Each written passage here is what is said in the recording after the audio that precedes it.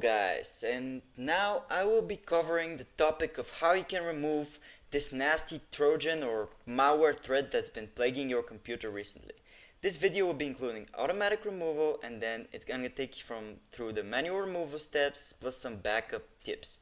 Now, first of all, before beginning this video, I want to say that it's very important that you look only for legitimate sites or video YouTube channels that are real people, and because there are a lot of sites that are dubious and are only after your money. So you need to be careful and always check the people behind it. So let's begin with the removal process, shall we?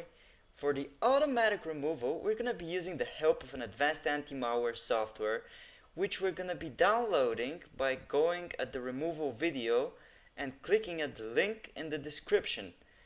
After you click the link, it's going to take you to the removal article of this specific thread. In it, click the download button, and it's going to take you to the download page, where the download should start automatically.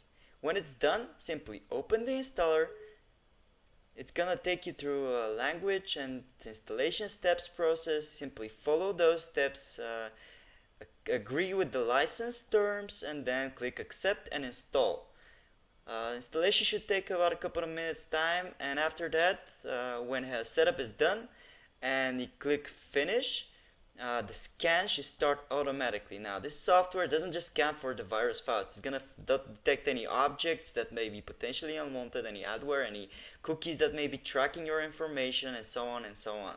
And scan should take a bit of time, and when it's done, simply you have to select all the objects that are viruses and click on the next or fix now button, and the software will take care of them. Easy as that, guys. So for the manual removal, you need to have some experience in removing threads. Now, before beginning the removal, I highly suggest that you back up your files, whatever they are, especially the important files. Simply, you can copy them on a flash drive, you can upload them to the cloud. Doesn't matter, really, it doesn't matter. It's good to have a backup because you never know what's around the corner, guys. Any moment your computer can break down and anything can happen. Let's say. After you've backed up the files, it's time to enable the visibility of the hidden files which the virus may be concealing from you. To do that, you're going to open the search and you're going to type show hidden files and folders, and then you're going to have to click on it. It's going to open the settings, and then you're going to click on the show hidden files, folders and drives option, then click on apply, and then click on OK to accept the setting. And that's it. Now all that's need to be done is to find the files. To do that, simply open your computer and on the search bar on top right, type file extension and then the extension of the file. In this case, we have set up an example file which is exe file called example virus file. Imagine that this example virus file is the virus name.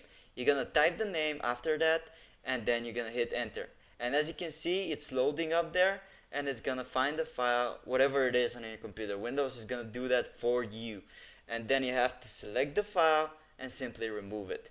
That's it. Now, another way to set up that and to find the virus file, if you don't know, is to always check our article in the description. It's gonna make sure to have info of the file. But even if the article in the description doesn't have the info in the file, you can find it via the following method. Press Windows button and R and type reg edit.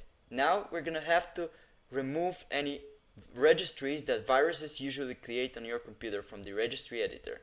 But first, let's back it up by clicking on File and Export.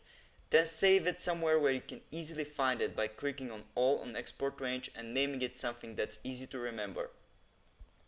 And then click Save. After you've done that, this will make sure that this is your last known good configuration, and you can always go back to it if something messes up by clicking on File and Import. So, to find any virus registries, you're gonna have to type Control and S combinations on your keyboard, and then you're gonna look for specifically keys. Only make sure they are ticked. And then you're gonna look for the run or run once keys. If a virus has set up a key, it's most likely there. Now, in those keys, the virus should usually have a value. If you right click on the value, you can easily delete the key, and this will stop the virus from automatically running. Plus it can help you find the virus file location. So, thanks for watching guys. Make sure to like if you found it useful.